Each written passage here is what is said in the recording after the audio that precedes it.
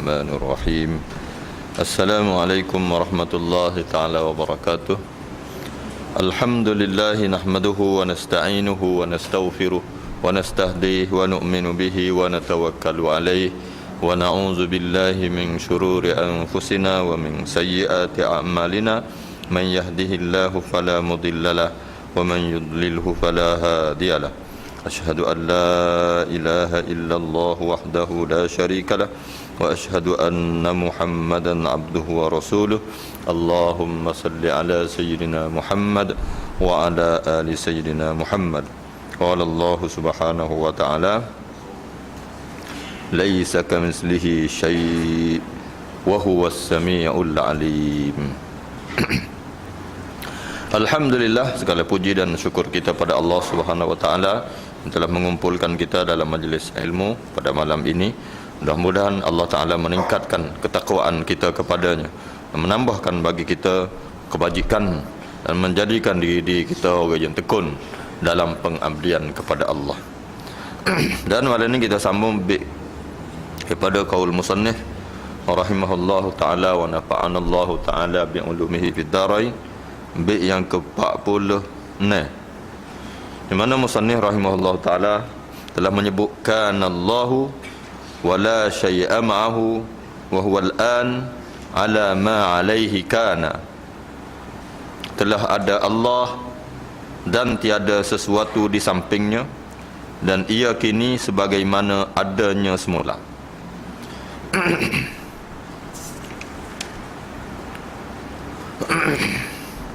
Musannif rahimahullah ta'ala menyebut bahawa telah ada Allah dan tiada sesuatu di samping Allah. Allah Ta'ala telah ada dan tak ada muka lain. Nak buat ukur, nak buat banding, nak letak sekali dengan Allah Ta'ala, dan Allah Ta'ala itu tiada sekutu baginya. Bandingnya itu tak boleh nak banding. Dan ia kini sebagaimana adanya semula. Bila-bila pun Allah Ta'ala lagu itulah. Sentiasa dia Allah Ta'ala yang kekal, yang abadi, yang dia sedia kala, yang sendiri, dan menunaikan segala sesuatu pun Allah Subhanahu wa Ta'ala sendiri saja. Demikianlah contoh maqam fana. Tiada melihat sesuatu kecuali Allah.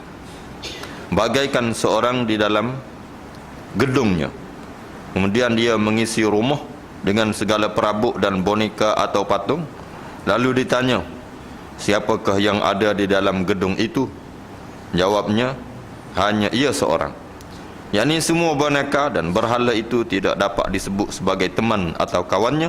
Demikianlah orang ahli hakikat tidak melihat adanya sesuatu yang dapat disebut di samping Allah Ta'ala. Nampak tak? Mana kejaannya? Dia nampaknya semata-mata Allah Ta'ala. Inilah pandangan yang telah dirasai oleh orang-orang yang telah mencapai makam fana, ketika mana dia hidup atas dunia dalam keadaan dia hanya melihat kewujudan, kebesaran dan keagungan Allah Subhanahu wa Ta'ala, sehingga tidak melihat apa pun ada di samping Allah Subhanahu wa Ta'ala untuk dibuat ukuran. Tak pandai nak banding Allah Ta'ala itu dengan segala sesuatu, tak pandai. Bahkan kalau dalam kitab Bimbingan Mukmin, kitab Imam Ghazali rahmatullah alaih, ada buat bandingnya. Kalau sekiranya kita kata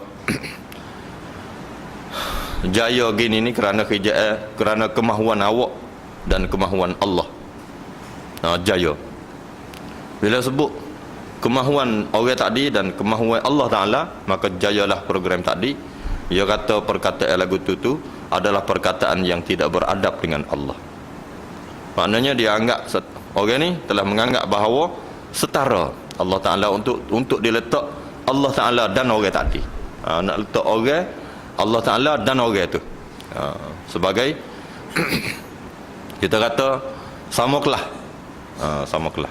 Sedangkan keadaan itu amat tidak wajar, kerana Allah Subhanahu wa Ta'ala itu adalah Tuhan yang bila banding dengan makhluk yang Allah Ta'ala cipta, maka makhluk ni tak ada nilai apa-apa pun. Dari segi bila dikira wujud Allah Ta'ala, maka nak banding wujud manusia tadi tidak seperti mana wujudnya Allah. Kekal Allah Ta'ala tidak seperti kekalnya manusia, tidak seperti kekalnya makhluk. Semua benda lain itu tidak ada sesuatu pun yang bersifat seperti mana Allah Subhanahu wa taala. Jadi dia kata nampak semata-mata adalah Allah. Telah ada Allah Taala tu sejak pada ada dia sampai dia tu ada sama-sama, sampai ada bila-bila tu yang tidak ada akhirnya. Dan tak ada satu benda pun tak boleh buat ukur yang ada di samping Allah Taala.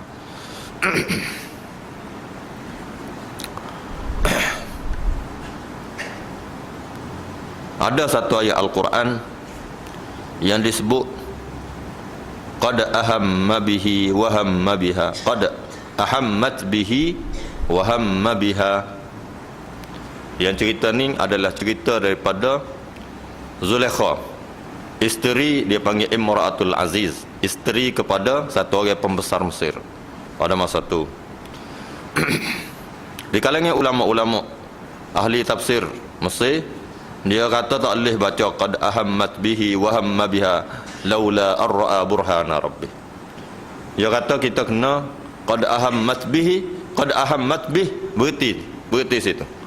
Wa hamma biha laula ar-ra'a burhana rabbih, sambung baca suku. Tak sewi sambung qad ahammat bihi wa hamma biha laula ar-ra'a burhana rabbih. Untuk membezakan kita kena Zulaikha isteri Imra'atul Aziz tadi kena kepada Nabi Yusuf, untuk menggambarkan bahawa kena dia tadi tidak serupa dengan kena Nabi Yusuf ke dia. Walaupun dalam ayat tadi menyebut qad ahammat bihi wa hamma biha, telah kenalah dia akan Yusuf dan telah kenalah Yusuf kepadanya. Tak kena dari segi tengok gelis sama. Tapi Nabi Yusuf ni dia adalah Rasulullah yang punya iman, yang punya hati, yang punya jiwa, yang nampak perintah-perintah Allah Ta'ala. Dikenal dia ni tidak sama, kerana kalau ayat seterusnya menggambarkan bahawa Imra'atul Aziz tadi ketika berkata waqala niswatun, telah berkatalah orang tina di kalangan mereka itu bahawa orang ni telah jatuh cinta dia kepada Yusuf, qad syaghafaha hubba, sehingga cintanya tadi masuk dalam peringkat kasih, dalam peringkat syaraf. Kasih dalam tangga syaraf. Syaraf ni ulama duk ukur mari apabila diukur dengan lapisan-lapisan hati, kehendak-kehendak, gerai kok gerai. Dia ada satu peringkat, gila dia tu sampai kepada syaraf. Syaraf ni adalah lapisan hati yang keempat dekat sanubari, di mana syaraf ini kalau dia sampai situ kena tidur tak jenera mandi tak basah. Tu dia. Itu kecintaan dia pada Nabi Yusuf dalam rupa syaraf. Mana Nabi Yusuf tidak kena siapa setara tu. Mana Nabi Yusuf tak kena pun ke dia. Nabi Yusuf hanya ketika dipanggil untuk masuk dalam bilik tu, Nabi Yusuf ingat kau ada sesuatu yang akan disampaikan kepadanya daripada perintah-perintah ataupun surah-surah muakkad dia yang pera dia. Nabi Yusuf masuk gitu je. Jadi bukan Nabi Yusuf itu masuk dalam rupa kena kepada isteri mukmero dia tadi, isteri Imra'atul Aziz tadi, isteri pembesar tadi. Kalau setara tu kepada ayat Al-Quran, ulama-ulama melihat bahawa ayat tadi pun kena berhenti dah, maka memang apabila kita nak ukur, nak letak sebaris diri kita dengan Allah SWT, memang amat tidak layak untuk diletak siapa tangga tu, untuk dibanding. Jadi apa yang mereka ni nampak, ahli-ahli kasyaf ataupun makam, orang yang mencapai makam fana. Makam fana ni di satu peringkat kita kata dia ni duduk dalam sesak, kerana dia telah fana dirinya, telah binasa dirinya di dalam kesempurnaan Allah. Bagaimana binasa dirinya dalam kesempurnaan Allah? Dia sehingga tidak melihat akan dirinya ada di dalam adanya Allah. Jadi ketika mana musannif telah buat contoh sini, kata dia demikian contoh makam fana, contoh orang yang telah duduk dalam makam fana. Fana ni asalnya perkataan yang boleh memberi makna kebinasaan. Dia tu punah, rosak dah, hilang dah. Itu fana. Berbanding gulawai dia perkataan kekal, baqa. Baqa ni adalah kekal selama-lamanya. Fana ni bagai benda punah. Jadi orang yang digelarkan sebagai orang yang memiliki makam fana di sisi ahli-ahli tasawuf, dia menganggap bahawa dirinya itu adalah orang-orang yang binasa di hadapan kesempurnaan kekal Allah Ta'ala. Itu dia panggil makam fana. Mana kalau dia zikir Allahu Allahu Allahu Allahu, dalam dia mengucapkan perkataan Allah Ta'ala tadi, ataupun dia menyebut nama-nama Allah Ta'ala tadi, dia menggambarkan kewujudan Allah Subhanahu Wa Ta'ala, dan dia terlupa akan adanya dirinya dalam adanya Allah. Mereka tidak melihat kehendak-kehendak mereka di hadapan kehendak Allah. Mereka tidak melihat kepentingan diri mereka di hadapan kepentingan Allah. Lalu semua kejayaan kepentingan mereka berasa nak gatu gani tak ada dalam diri mereka ketika berhadapan dengan kehendak Allah Ta'ala. Apa saja perintah, kehendak dan kesukaan Allah Subhanahu Wa Ta'ala di sisi mereka, itulah kehendak yang sebenar dan kesukaan yang sebenar. Diri mereka tak ada nilai. Tak ada nilai. Bahkan orang duduk makam fana seperti mana orang biasa duduk dalam kehidupan dan suasana sahabat Nabi. Mereka ni boleh gambar bahawa musuh-musuh Allah Ta'ala dari kalangan orang kafir yang menentang agama Allah Ta'ala, yang mereka ni kena berhadapan dengan demo tu, orang yang kufur dengan Allah ni, di sisi mereka tidak menganggap demo tu ada kekuasaan. Sehingga kalau dalam ayat Al-Quran menyebut seperti mana kamathalil ankabut ittakhadhat baita wa inna awhanal buyuti la baitul ankabut. Seperti mana baitul ankabut, seperti mana rumah labah-labah. Rumah labah. Bagaimana orang yang ittakhadhat baita, orang yang telah mengambil rumah labah-labah itu sebagai rumah, tempat perlindungan. Wa inna awhanal buyuti la baitul ankabut, tidaklah ada selemah-lemah dari kalangan rumah-rumah banyak-banyak ni, rumah yang selemah-lemah rumah ialah rumah ankabut, iaitu rumah labah. Jadi kepada mereka semua kehebatan-kehebatan itu tidak lebih dari seolah-olah sarang labah-labah saja. Maknanya di sisi mereka kekuasaan itu adalah hanya milik Allah Subhanahu Wa Ta'ala. Yang lain tak ada kuasa apa-apa. Ada kuasa apa-apa. Tak usah ikut gitu. Jadi orang duduk makam fana ni, orang yang tidak melihat sebarang kekuasaan yang lain. Tak, kita tengok juga hebat alik demo ni. Tak, boleh jadi kejayaan di pihak mereka kerana mereka ada asbab-asbab yang lebih, ada asbab-asbab yang besar, ada asbab-asbab yang telah boleh memenangkan mereka berlawan dengan kita. Tapi di sisi mereka, para sahabat, mereka apabila berhadapan dengan perintah Allah Ta'ala, mereka tidak lagi melihat asbab-asbab. Setelah mereka buat persediaan semampu yang mereka ada. Karena di sisi mereka Allah Ta'ala itulah yang berkuasa untuk menentukan kemenangan kepada mereka. Ketika mana terjadi satu peperangan yang tidak membawa kalah dan menang selama 3 hari 3 malam perang, tak kalah tak menang, nampak tak ganyak oleh pihak musuh, maka ketika mana perkhabaran disampaikan kepada Umar Al-Faruq radhiyallahu anhu, maka dihantar 2 orang untuk cek tengok apakah perkaranya yang telah menyebabkan sahabat-sahabat Rasulullah sallallahu alaihi wasallam ini gagal meruntuhkan kekuatan musuh. Maka setelah dibawa 2 orang ini dan mereka telah masuk bersama dengan tentera, mereka mendapati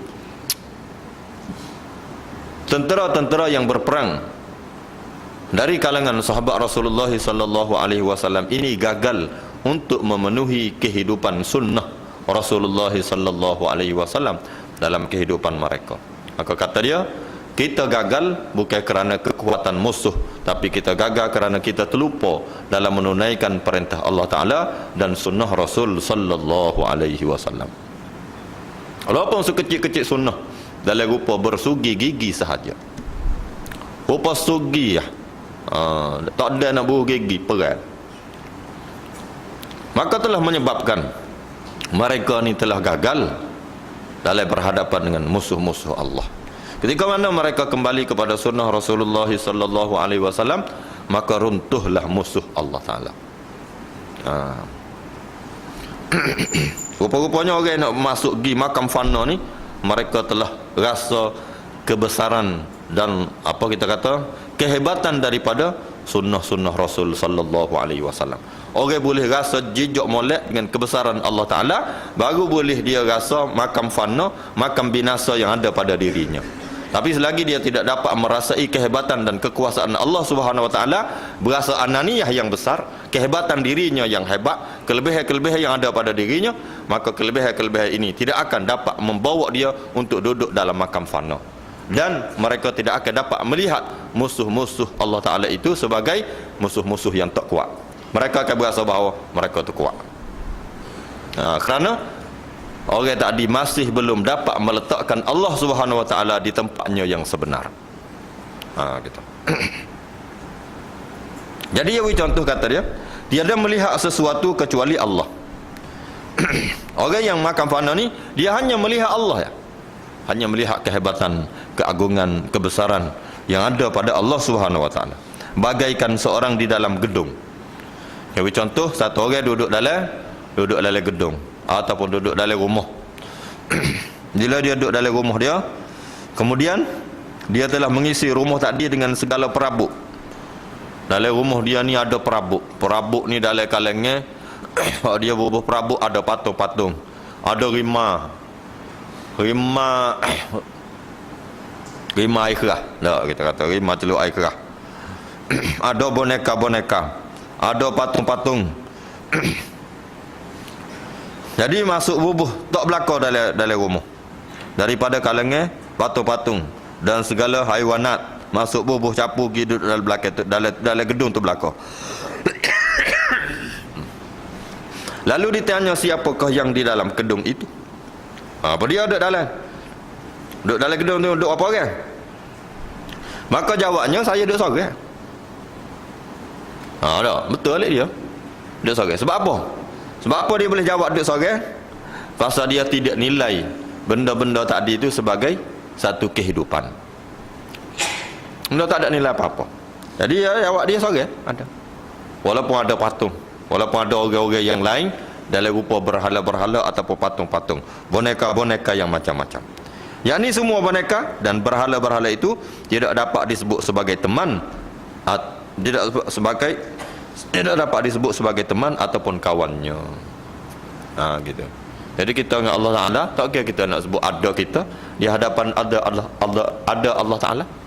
Tara mana nah hebat kita, tara mana kekal kita, tara mana kelebihan-kelebihan yang ada pada kita sehingga nak banding dengan Allah Ta'ala.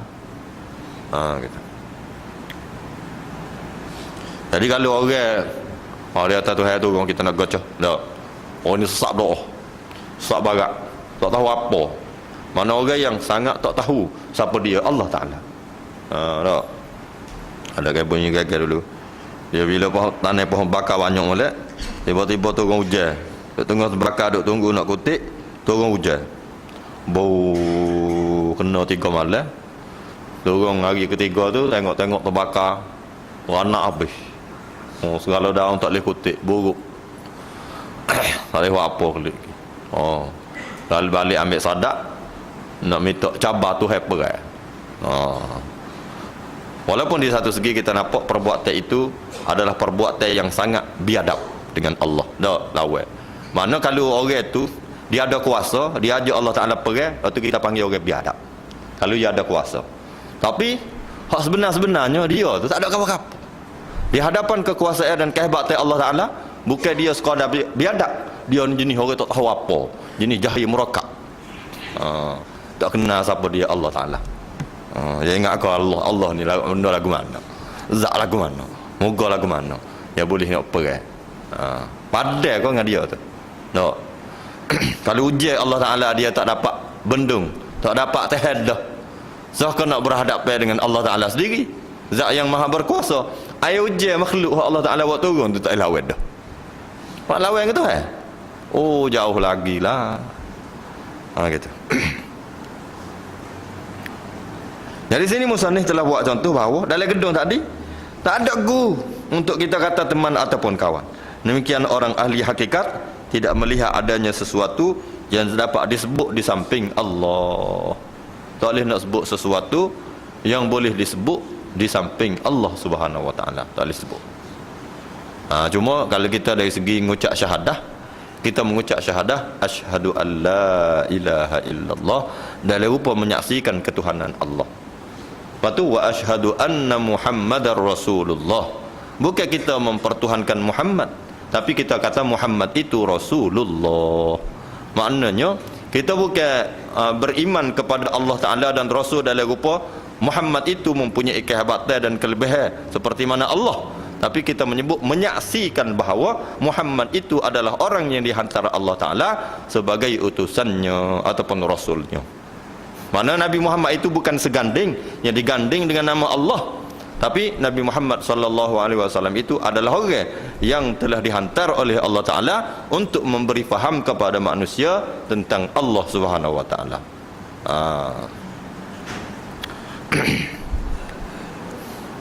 Daripada tu pun kata setengah ulama, itulah kemuliaan yang ada pada diri baginda Nabi SAW.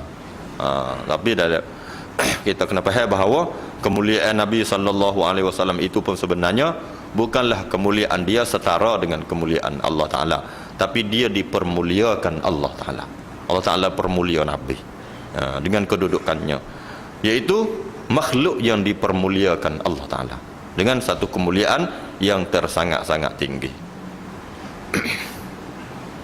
Kemuliaan Allah Subhanahu Wa Ta'ala, kemuliaan Allah Ta'ala jauh lebih tinggi daripada apa yang dimiliki oleh segala makhlukat. Sehingga di sinilah para ulama melihat bahawa kemuliaan Nabi Muhammad SAW itu teramat lebih mulia daripada segala makhluk yang lain, termasuk para malaikat. Malaikat pun kita tak boleh nak wagu untuk dibanding dia dengan Allah Ta'ala. Gitu. Kalau kita tengok satu ayat dulu, disebut huwallazi yusalli alaikum wa malaikatuhu liyukhrijakum minaz zulumati ilan nur. Allah Ta'ala telah ayat bahawa dialah Allah Ta'ala yang akan memberi rahmat bagi orang yang telah mengabdi diri kepada Allah Subhanahu Wa Ta'ala, yang telah bersungguh-sungguh pagi petang mentasbihkan Allah Subhanahu Wa Ta'ala dan memujinya. Maka Allah Ta'ala kata huwallazi yusalli alaikum, dialah Allah Ta'ala yang akan merahmati kamu. Allah Ta'ala akan rahmat atas kamu. Lepas tu wa malaikatuhu. Wa malaikatuhu tu Allah Ta'ala tak letak. Kalau kita kira ayat hak sebenar dari segi kaedah bahasa Melayu, dia kena kata huwallazi yusalli. Huwallazi, dialah Allah Subhanahu Wa Ta'ala, wa malaikatuhu yusalli alaikum. Tak, baru kena. Mana dialah Allah Ta'ala dan malaikatnya menrahmati kamu, wirahmat atas kamu. Tapi ayat Quran tak sebut gitu. Ayat Quran menyebut huwallazi yusalli alaikum, dialah Allah Ta'ala yang telah memberi rahmat bagi kamu. Wa malaikatuhu, dan malaikat tadi juga memberi rahmat bagi kamu. Malaikat tadi tidak dibaca dengan huwallazi yusalli alaikum wa malaikatahu. Bukan Allah Ta'ala itu memberi rahmat bagi manusia dan memberi rahmat bagi malaikat, bukan. Allah Ta'ala memberi rahmat bagi manusia, ya kena ayat mana letak manusia tengah, Allah Ta'ala wi rahmat, malaikat wi rahmat. Bukan Allah Ta'ala wi rahmat lepas tu wi ke malaikat, bukan. Kalau dia baca huwallazi yusalli alaikum wa malaikatahu, barulah maknanya Allah Ta'ala memberi rahmat bagi manusia dan memberi rahmat bagi malaikat. Tapi ayat tu huwallazi yusalli alaikum wa malaikatuhu, mana malaikat juga memberi rahmat. Seperti ayat disebut innallaha wa malaikatahu yusalluna 'alan nabi. Allah Ta'ala dan malaikatnya menselawati Nabi. Itu selawat pada Nabi. Kalau selawat Nabi, Allah Ta'ala dan malaikatnya berselawat kepada Nabi. Tapi dalam memberi selawat dan rahmat bagi umat, huwallazi yusalli alaikum wa malaikatuhu. Kalau kita kira situ, Allah Subhanahu Wa Ta'ala telah bersama-sama dengan malaikatnya dalam proses memberi rahmat bagi Nabi. Itu satu kemuliaan yang ada pada diri baginda Nabi sallallahu alaihi wasallam. Tuan-tuan, orang-orang ahli hakikat, orang ahli hakikat ni dia tidak dapat melihat sesuatu yang lain di samping Allah Ta'ala. Kalau dia nampaknya Allah Ta'ala saja, Allah Ta'ala saja. Jadi ketika mana sampai perintah Allah Ta'ala, dia tak dapat perintah yang lain.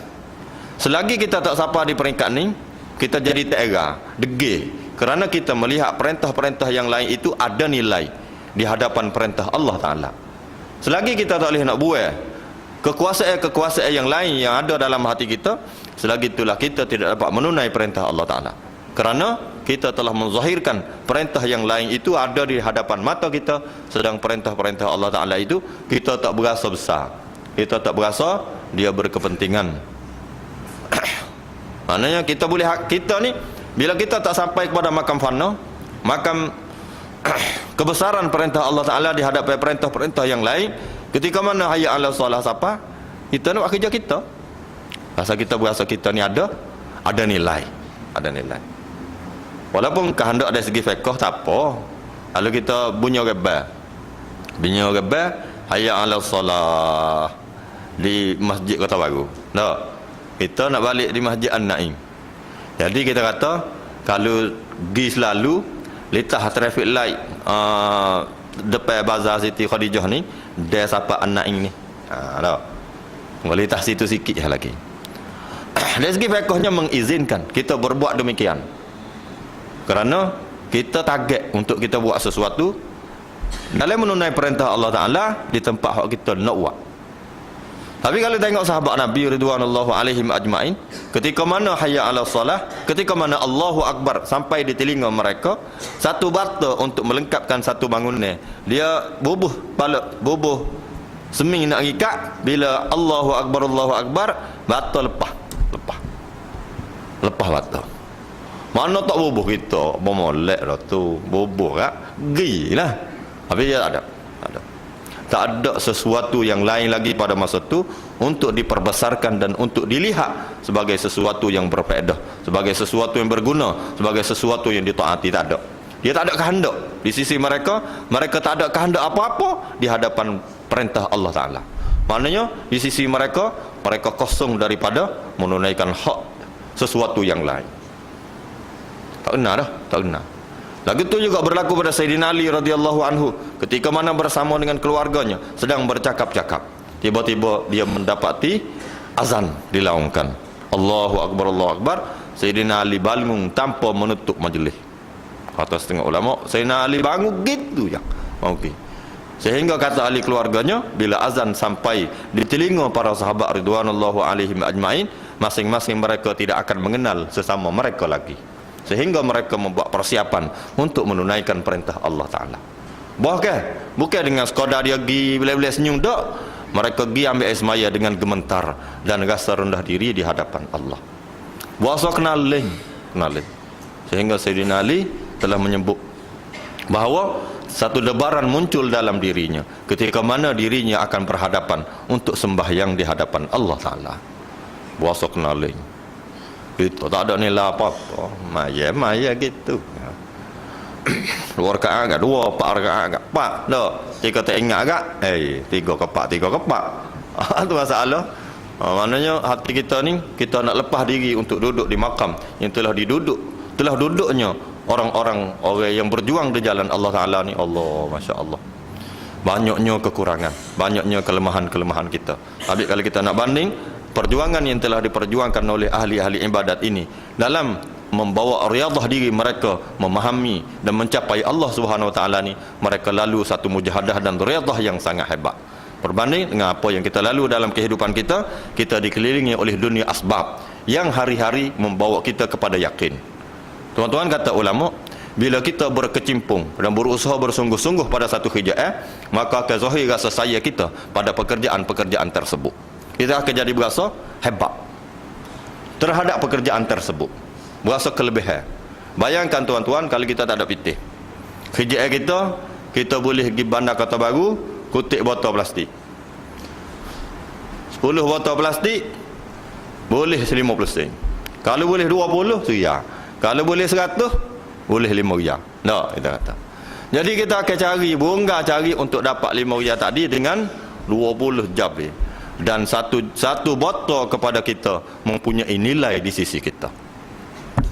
Satu botol air mineral ada nilai di sisi pemungut botol. Tapi kalau tuan-tuan hak jenis tak berahi ke botol ni, tak. 10 tahu, 100 tahu, pasal kita tidak. Tak cari dia. Tak ada berasa saya apa. Kalau anak-anak bakar api, tak apa bakar api lah. Tak ada kena, tak ada nak sabit apa-apa.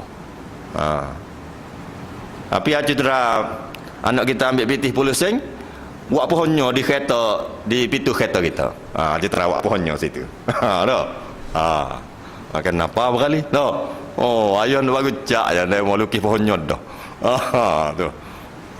Tu dia. Maknanya kita telah mengusahakan sesuatu atas nak jadi comelnya dinding kereta kita tu. Jadi susah payah kita terhadap benda tadi menyebabkan timbul rasa kasih sayang kita pada sesuatu. Dan itulah apa yang telah dibuat oleh para ulama ketika mana mereka telah berjuang habis-habisan menitiskan peluh air mata dan darah mereka di jalan Allah Subhanahu wa taala sehingga zahir kasih sayang mereka kepada Allah.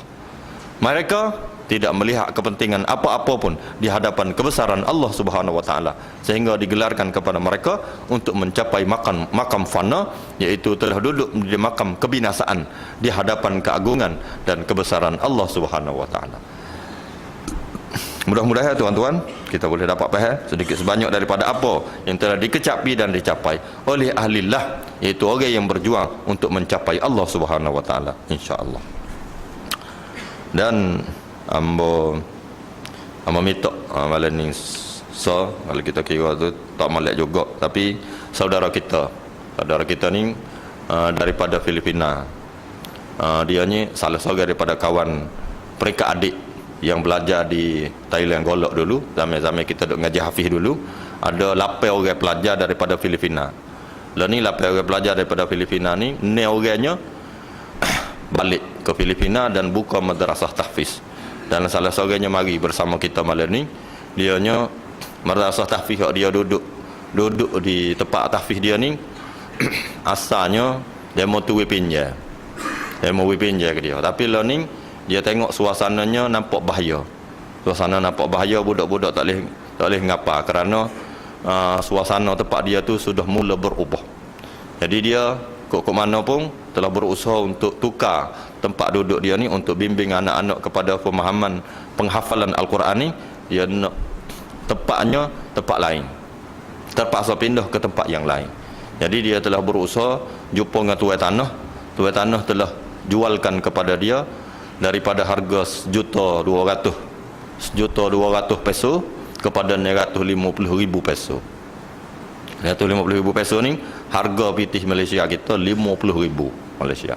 Dan dia telah bayar hampir 20,000, tinggal 30,000 lagi nak siap bahagia tanah dia. Dan dia telah jumpa dengan beberapa orang kawan-kawan dia, ada dah sikit sebanyak ada dengan dia. Lalu boleh nak minta pula dengan tuan-tuan sikit-sikit lagi untuk dia bawa balik ke Filipina, mempersiapkan madrasah dia ni, ada sikit lagi. Jadi kalau tuan-tuan sudi untuk mana Ustaz Jalaluddin ni, tak ada.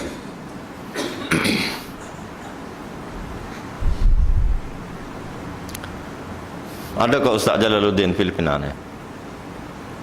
Ada. Tuan-tuan boleh ke dia sendirilah. Dia masuk bilik air kali. Semoga sumbangan tuan-tuan dalam menjayakan program. Dia sebenarnya ngajar dah di Brunei, tapi bila dia tengok mengajar di Brunei ni, dia duduk dalam suasana kehidupan yang mewah. Jadi ustaz duduk dalam sedap, dia kata. Sedangkan tanggungjawab dia untuk melihat orang-orang di Filipina yang masih sangat tertinggal dari segi kehidupan beragama.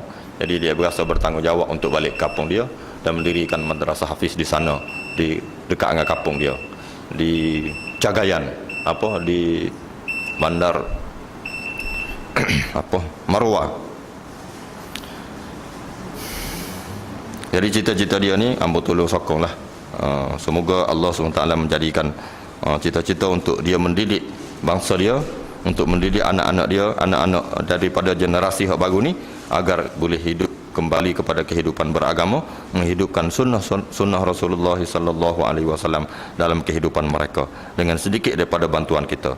Walaupun kita 10 riyal ataupun 50 riyal ataupun RM1 daripada sumbangan kita, mudah-mudahan dia menjadi jariah kita yang berpanjangan sampai negeri akhirat, insya-Allah.